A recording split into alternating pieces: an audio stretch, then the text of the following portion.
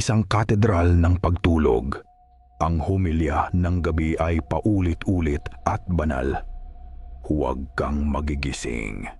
Isang daliri sa paa ang kumibot, isang bibig ang kumagat sa sariling laman. At may iisang mata ang nagigising. Ngunit ang liwanag ay manipis. Ang koro ng DDS ay nag-uunahan sa pagtakip dito ng awit ng walang katapusang kadiliman, ng paglimot at pasaring.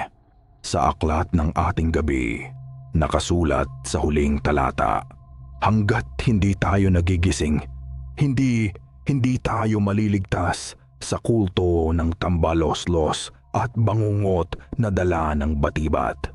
Mula sa gubat hanggang sa palasyo, mula sa karagatan sa kanluran hanggang sa dibdib ng katimugan, sa lungsod ng durian, iisa ang himig na humuhuni, kulto, bangungot, pagkaligaw, hanggang sa pagsikat ng araw.